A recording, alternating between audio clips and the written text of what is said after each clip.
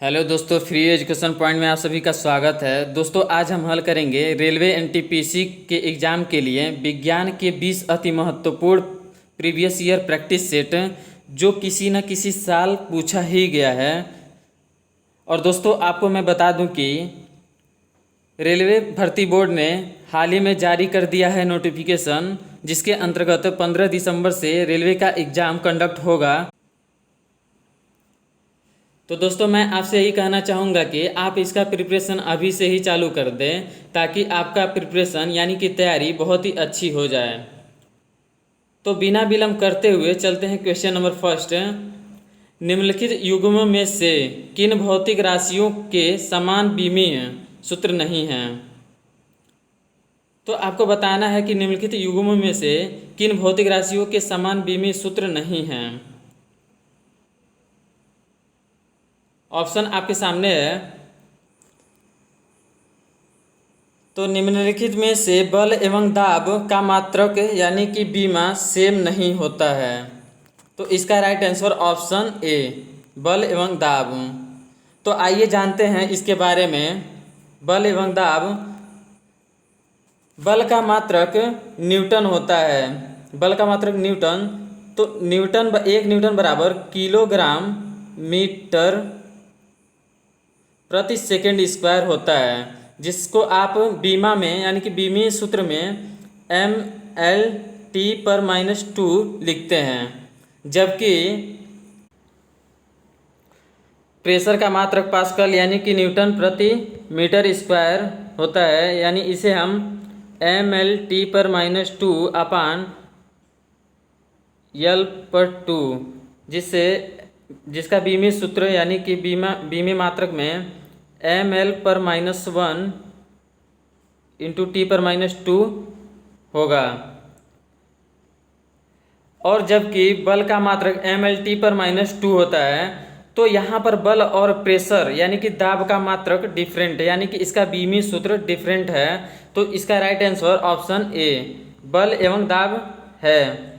और यहाँ पे नाम आया है कार्य, तो कार्य का मात्रक जूल होता है। जूल, कार्य का एसआई मात्रक जूल होता है। और इसका एमकेएस पद्धति में मात्रक न्यूटन मीटर होता है। और यहाँ पे आया है भार, तो भार या एवं बल का मात्रक न्यूटन होता है। और यहाँ पे आया है नाम आवेग और संवेग का। तो आइए जानते हैं इसके बारे में। आवेग बराबर यानी कि आवेग टाउ, जिसे हम टाउ से इंडिकेट करते हैं, तो टाउ बराबर F इंटू टी होता है। तो F यानी कि न्यूटन और इंटू टी यानी कि टाइम, जिसे mL/T/-2 इंटू टी, तो इसे हम mL/T/-1 लिखेंगे।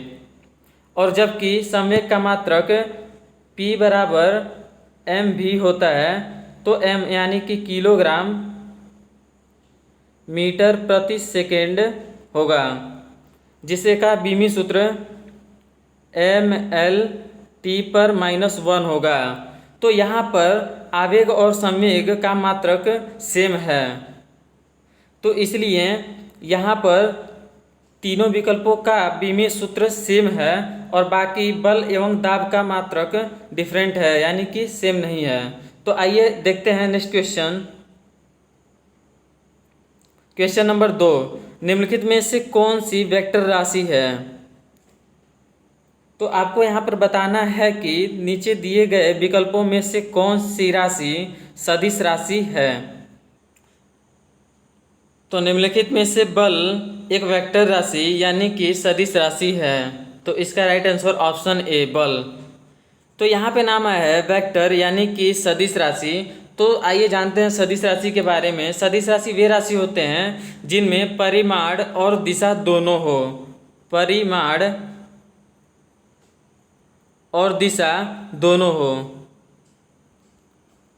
और अदिश राशि वे राशि होते हैं जिनमें सिर्फ परिमाण हो, उसमें दिशा नहीं होते हैं।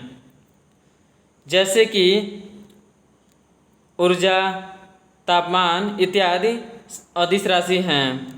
और सदिश राशि के उदाहरण बल, त्वरण इत्यादि हैं। तो यहाँ पर बल एक सदिश राशि है और चाल, तापमान और ऊर्जा एक अदिश राशि हैं, इनमें दिशा नहीं होता है। तो आइए नेक्स्ट क्वेश्चन, क्वेश्चन नंबर 3, निम्नलिखित में से कौन सी सदिश राशि नहीं है? तो आपको बताना है कि संवेग वेग, कोणीय वेग और द्रव्यमान में से कौन सी सदिश राशि नहीं है।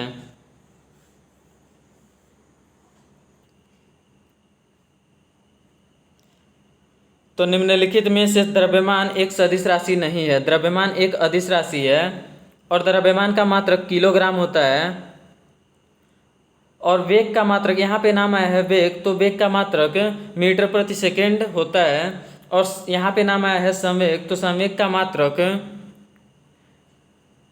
किलोग्राम मीटर प्रति सेकेंड होता है। तो नेक्स्ट क्वेश्चन है क्वेश्चन नंबर 4, एक लड़के का भार पृथ्वी पर 600 न्यूटन है तो इसका चंद्रमा पर भार होगा।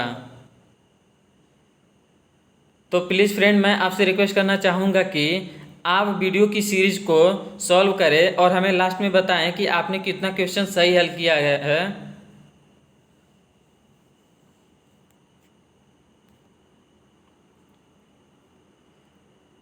तो अगर किसी लड़के का भार पृथ्वी पर 600 न्यूटन है तो उसका भार चंद्रमा पर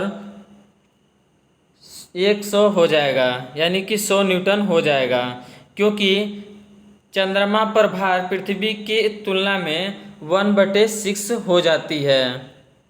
तो इसका राइट आंसर ऑप्शन डी 100 हो जाएगा। तो अगला क्वेश्चन है क्वेश्चन नंबर 5, कोई वस्तु अधिकतम भारशील हो जाती है। तो आपको बताना है कि कोई भी वस्तु किस मीडियम में, यानी कि किस माध्यम में अधिकतम भारशील हो जाती है। जैसे कि वायु, जल, हाइड्रोजन, निर्वात, इनमें से किस में भारशील हो जाती है।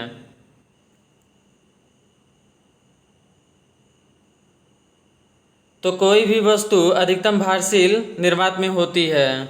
तो इसका राइट आंसर ऑप्शन डी निर्वात में। किसी भी वस्तु का भार mg यानी कि मास इंटू ग्रेविटी होता है और वस्तु पर उत्क्षेपण बल कार्य करने की दशा में आभासी भार कम हो जाता है, जिसके वजह से निर्वात में कोई उत्क्षेपण बल न लगने के कारण भार अधिकतम होता है। तो नेक्स्ट क्वेश्चन है क्वेश्चन नंबर 6, न्यूटन प्रति किलोग्राम मात्रक है। तो आपको बताना है कि न्यूटन प्रति किग्रा मात्रक है। तो इसका राइट आंसर ऑप्शन ए त्वरण। त्वरण का मात्रक न्यूटन प्रति किलोग्राम है। आइए जानते हैं कैसे। न्यूटन प्रति किलोग्राम यानी कि न्यूटन का मात्रक किलोग्राम मीटर प्रति सेकेंड स्क्वायर होता है और किलोग्राम यानी कि केजी, तो केजी से केजी कैंसिल आउट, यानी कि मीटर प्रति सेकेंड स्क्वायर, और मीटर प्रति सेकेंड स्क्वायर त्वरण का मात्रक होता है। तो इसलिए इसका राइट आंसर ऑप्शन ए। तो आइए देखते हैं नेक्स्ट क्वेश्चन, क्वेश्चन नंबर 7, चंद्रमा की सतह पर। तो यहाँ पर आपको बताना है कि चंद्रमा की सतह पर कौन सा कथन सत्य है, जिसमें ऑप्शन ए है द्रव्यमान और भार कम हो जाता है, ऑप्शन बी है द्रव्यमान स्थिर रहता है और केवल भार कम हो जाता है, और ऑप्शन सी है केवल द्रव्यमान कम हो जाता है, और यहाँ पर ऑप्शन डी है द्रव्यमान और भार दोनों अपरिवर्तित रहते हैं। तो प्लीज़ फ्रेंड, अगर आपको इसका आंसर पता है तो हमें कमेंट सेक्शन में इसका आंसर ज़रूर दें।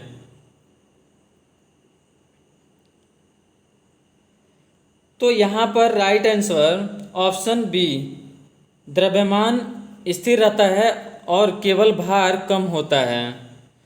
तो आपको बता दें कि भार का मान गुरुत्वीय त्वरण पर निर्भर करता है और जबकि चंद्रमा पर गुरुत्वीय त्वरण पृथ्वी के गुरुत्वीय त्वरण का 1/6वां यानी कि 1/6वां होता है। अतः चंद्रमा पर भार पृथ्वी पर भार के 1/6 होता है। और द्रव्यमान सार्वत्रिक समान होता है, यानी कि द्रव्यमान सभी जगहों पर समान होता है। तो इसलिए केवल भार कम हो जाता है और द्रव्यमान स्थिर रहता है।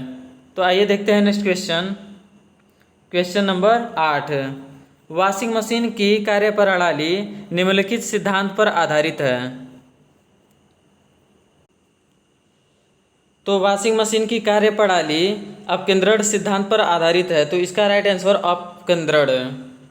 अपकेंद्रण यानी कि जब कोई पिंड किसी वृत्तीय मार्ग पर चलता है तो उस पर मार्ग के केंद्र की ओर से एक बल लगता है, जिसे हम अभिकेंद्री बल कहते हैं। और न्यूटन के तीसरे नियम के अनुसार इस बल की एक प्रक्रिया बल जो एक परिणाम में अपकेंद्री बल के बराबर परंतु इसके विपरीत दिशा में कार्य करता है, उसे हम अपकेंद्री बल कहते हैं। तो वॉशिंग मशीन अपकेंद्री बल पर ही काम करता है। तो आइए देखते हैं नेक्स्ट क्वेश्चन। क्वेश्चन नंबर 9, यांत्रिक ऊर्जा को विद्युत में परिवर्तित करते हैं।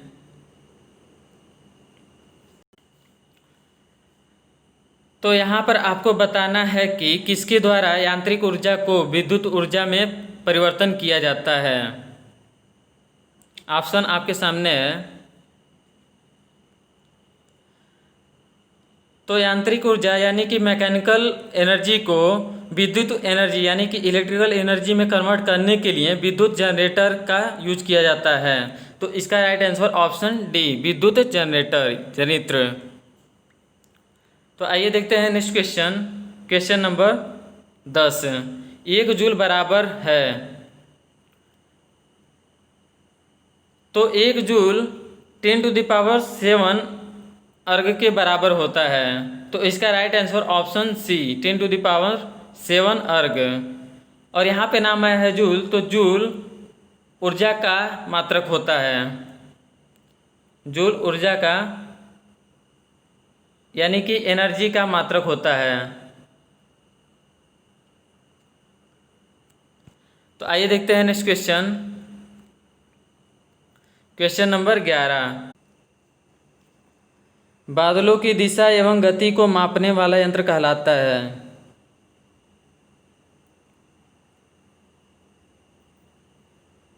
तो बादलों की दिशा एवं गति को मापने वाले यंत्र को नेफोस्कोप कहते हैं। तो इसका राइट आंसर ऑप्शन सी, नेफोस्कोप। और यहाँ पर आया है नाम एनीमोमीटर। तो एनीमोमीटर से हवा की तीव्रता मापी जाती है।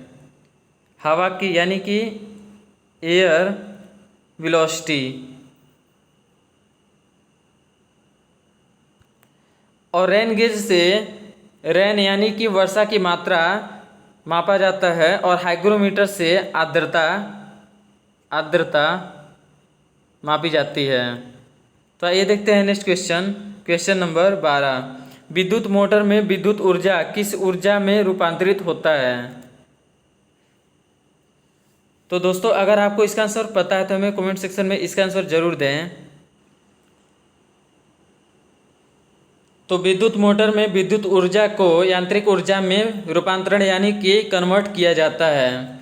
तो इसका राइट आंसर ऑप्शन बी, यानी कि विद्युत मोटर में विद्युत ऊर्जा यानी कि इलेक्ट्रिकल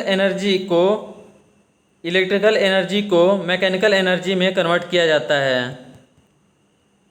तो आइए देखते हैं नेक्स्ट क्वेश्चन।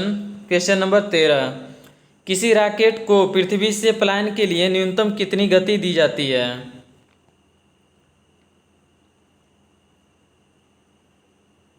तो यहाँ पर आपको बताना है कि पृथ्वी का पलायन वेग कितना है।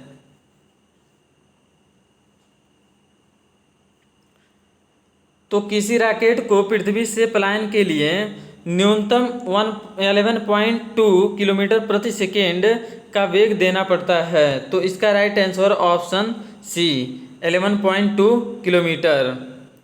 तो यहाँ पे नाम आया है प्लायन। तो प्लायन वेग वह न्यूनतम वेग है जिससे किसी पिंड यानी कि किसी रॉकेट को ऊर्ध्वाधर ऊपर की ओर फेंकने पर वह पृथ्वी की गुरुत्वीय क्षेत्र को पार कर जाता है और पृथ्वी पर कभी भी नहीं लौटता है, जिसे हम प्लायन वेग कहते हैं। तो आइए देखते हैं next question, question number 14। Wireless का आविष्कार किसने किया?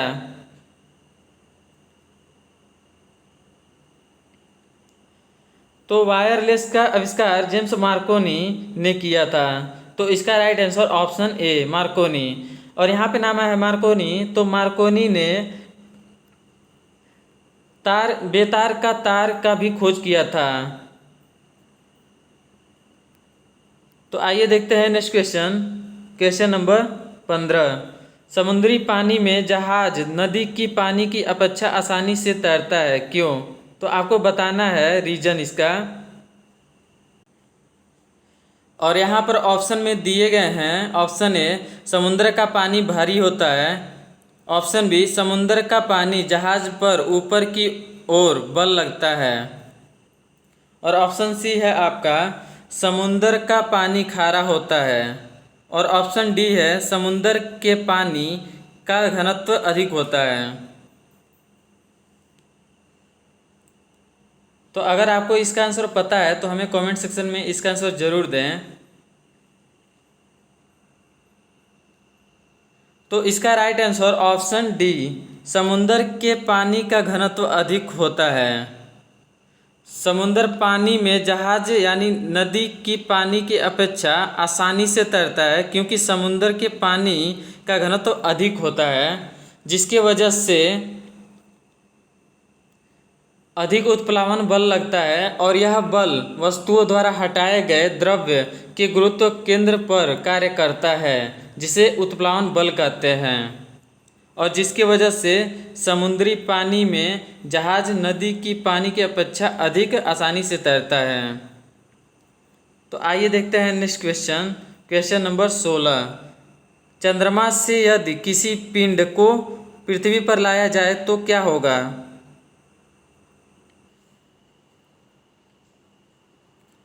यदि चंद्रमा से किसी पिंड को पृथ्वी पर लाया जाता है तो उसका द्रव्यमान अपरिवर्तित रहेगा। तो इसका राइट आंसर ऑप्शन सी द्रव्यमान अपरिवर्तित रहेगा। और भार में परिवर्तन होगा, क्योंकि वेट यानी भार बराबर द्रव्यमान गुणे गुरुत्वीय त्वरण यानी कि जी। तो यदि किसी पिंड को यानी किसी वस्तु को चंद्रमा से पृथ्वी पर लाया जाता है तो उसका गुरुत्वाकर्षण बढ़ने से उस वस्तु का भार बढ़ जाता है, परंतु उसका द्रव्यमान सभी जगहों पर समान रहता है। तो नेक्स्ट क्वेश्चन है क्वेश्चन नंबर 17। किसी हवाई जहाज की ऊंचाई मापने के लिए प्रयुक्त उपकरण है। तो आपको बताना है कि हवाई जहाज की ऊंचाई मापने के लिए किस उपकरण का प्रयोग किया जाता है। तो हवाई जहाज की ऊंचाई मापने के लिए अल्टीमीटर का प्रयोग किया जाता है। तो इसका right answer option A altimeter. और यहाँ पे आया है एनीमोमीटर। तो एनीमोमीटर से हवा की तीव्रता मापी जाती है और बैरोमीटर से वायुमंडलीय दाब मापा जाता है। तो आइए देखते हैं नेक्स्ट क्वेश्चन, क्वेश्चन नंबर 18। वायुदाब को किस यंत्र की सहायता से मापा जाता है। तो अभी पिछले क्वेश्चन में हम लोगों ने डिस्कस करा है कि वायुदाब यानी वायुमंडलीय दाब को किसके द्वारा मापा जाता है। तो वायुदाब को बैरोमीटर की सहायता से मापा जाता है। तो इसका right answer option B barometer. और यहाँ पे नाम आया है थर्मोमीटर। तो थर्मोमीटर से बॉडी का टेम्परेचर मेजर किया जाता है। तो नेक्स्ट क्वेश्चन है क्वेश्चन नंबर 19। ऊनी कपड़े सूती वस्त्रों की अपेक्षा गर्म होते हैं, क्योंकि वे, आपको यहाँ पर कारण बताना है कि ऊनी कपड़े सूती वस्त्रों की अपेक्षा गर्म होते हैं।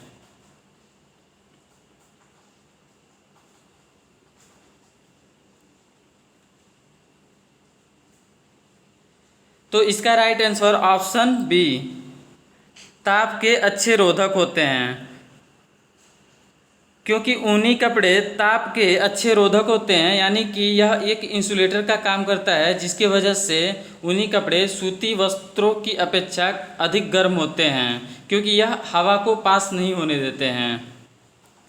तो आइए देखते हैं नेक्स्ट क्वेश्चन, क्वेश्चन नंबर 20। वायुमंडलीय दाब मापा जाता है। तो फ्रेंड्स यहाँ पर क्वेश्चन रिटर्न हो गया है, तो इसका right answer option B, barometer से। तो आइए देखते हैं next question, question number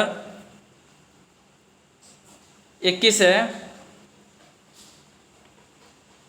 hygrometer किससे मापने के लिए प्रयोग में लाया जाता है। तो हाइग्रोमीटर का उपयोग वायुमंडल में व्याप्त आर्द्रता को मेजर करने में किया जाता है। तो इसका राइट आंसर ऑप्शन सी, वायुमंडल में व्याप्त आर्द्रता, यानी कि एटमॉस्फेरिक ह्यूमिडिटी को मेजर करने के लिए हाइग्रोमीटर का उपयोग किया जाता है। तो दोस्तों वीडियो की सीरीज यहीं पे समाप्त होती है। उम्मीद करता हूं कि आपको यह वीडियो पसंद आई होगी। अगर आपको यह वीडियो पसंद आई हो तो प्लीज़ वीडियो को लाइक कीजिए, शेयर कीजिए, सब्सक्राइब कीजिए और बेल आइकन को प्रेस कर दीजिए, ताकि हमारी आगे आने वाली वीडियो का नोटिफिकेशन मिलता रहे। और फ्रेंड्स कमेंट करके हमें अपना फीडबैक ज़रूर दें। Thanks for watching, wish you all the best.